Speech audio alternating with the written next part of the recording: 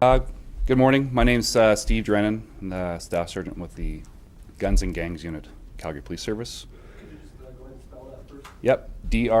First name spelled with a V. Last name D-R-E-N-N-A-N.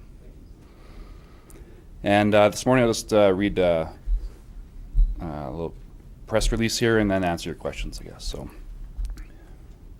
the Calgary Police Service charged three men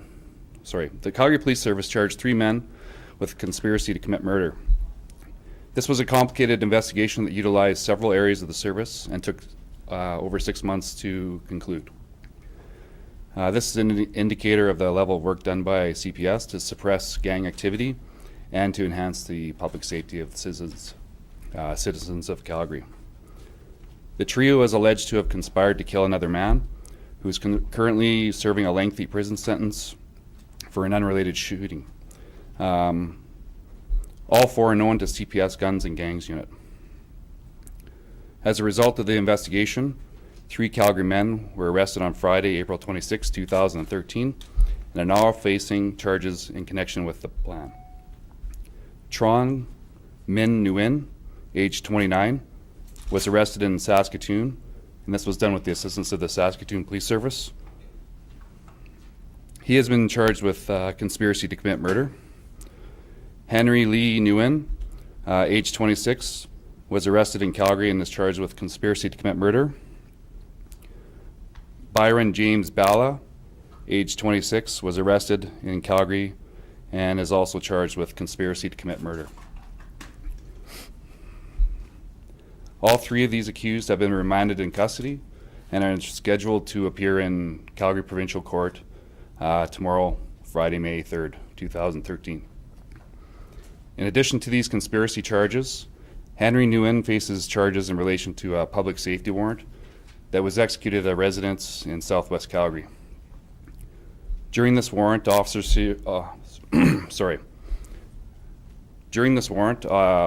seized various amounts of marijuana, cocaine, cash, cell phones, a loaded .38 caliber handgun, ammunition, knives, and a machete.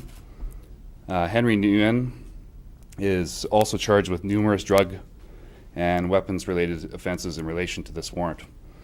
A woman who was at home at the time of this warrant, Lynn Du Chow, age 23 of Calgary, is also charged with numerous drug and weapons-related offenses. Again, this is in connection to the public safety warrant. Chow is not connected to the conspiracy to commit murder investigation. I'll take your questions now.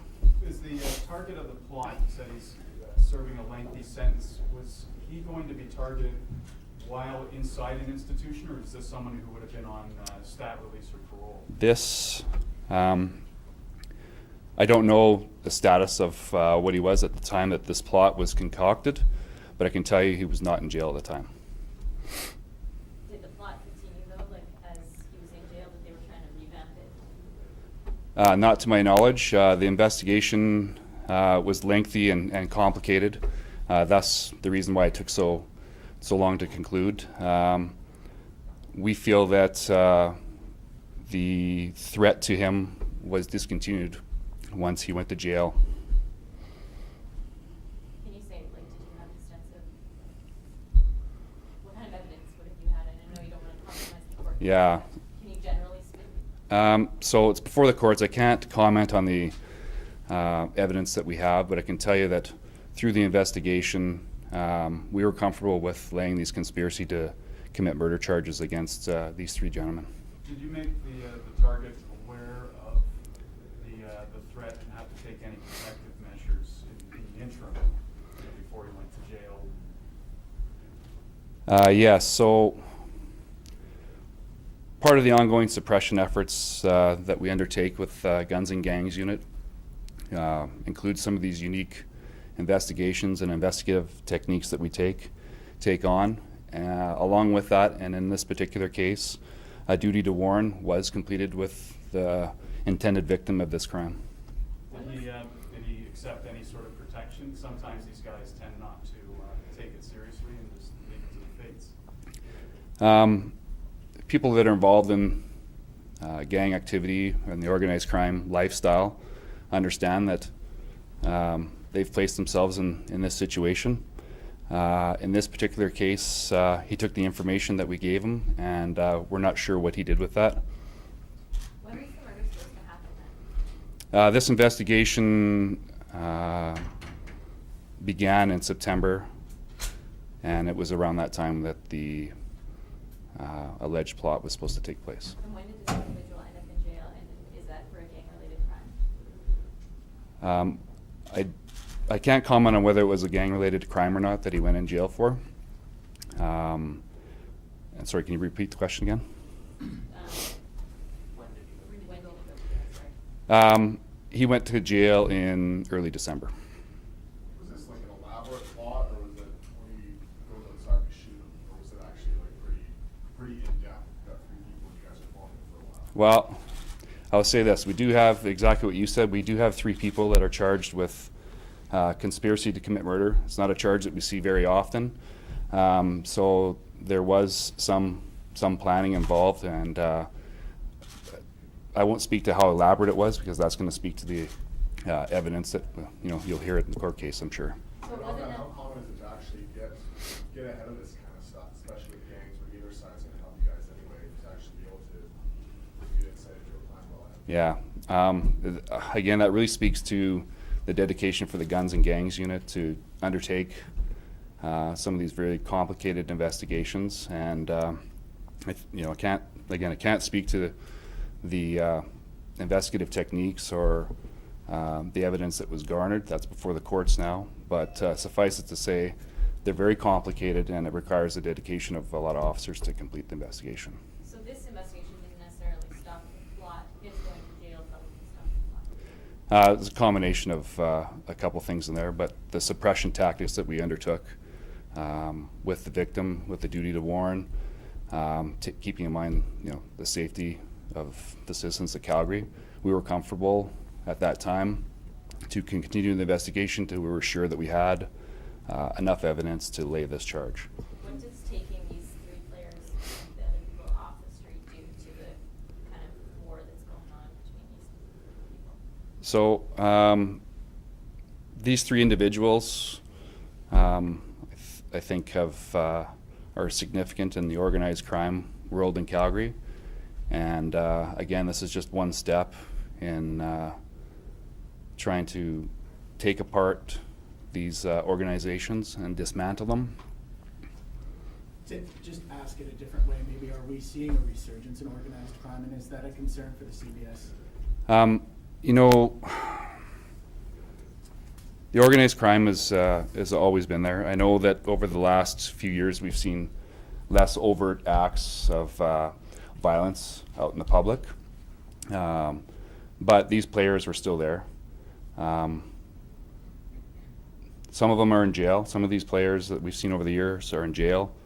Some of them are dead, and some of these guys that we arrested today are kind of the last remaining guys that have been around, and we think that by taking them out of the mix and laying these charges, that will enhance this, the safety of Calgary.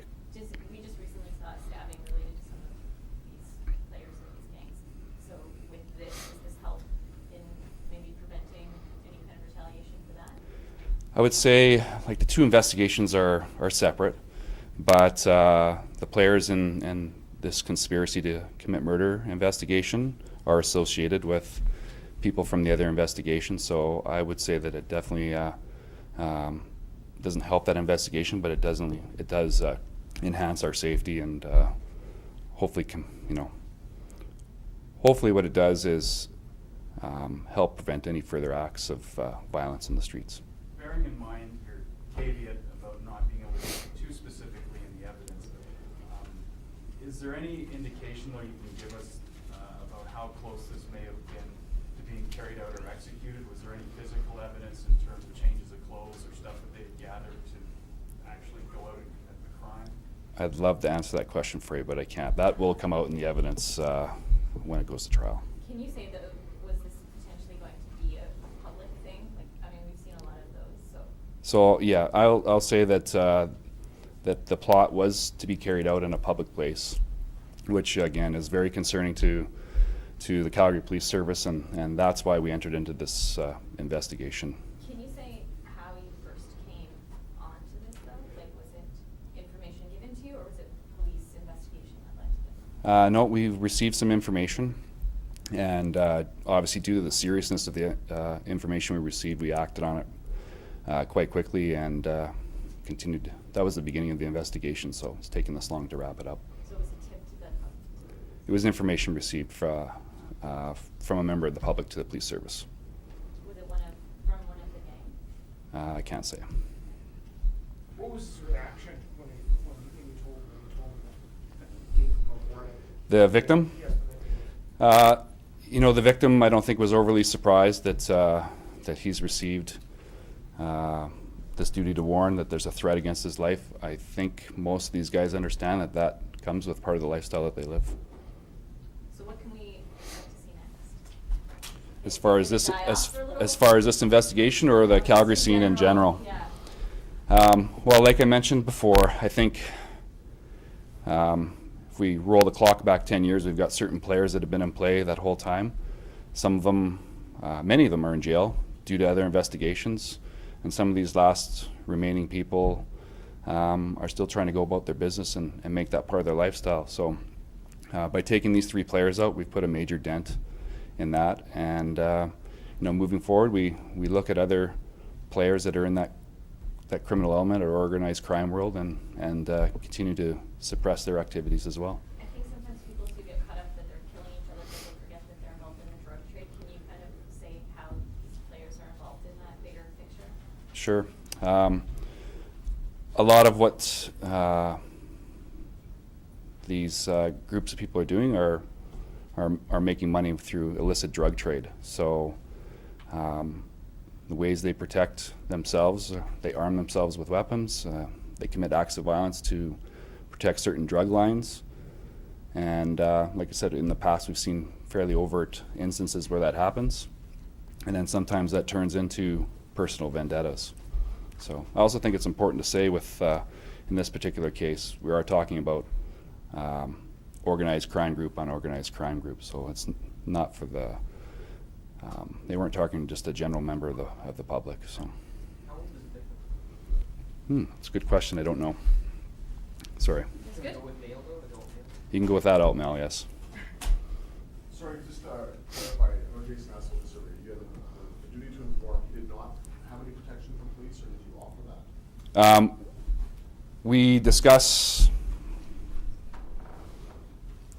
We offered him whatever he needed, that he felt that he needed to protect himself. We armed him with the information that we had, and at that particular point in time, he refused any assistance from us.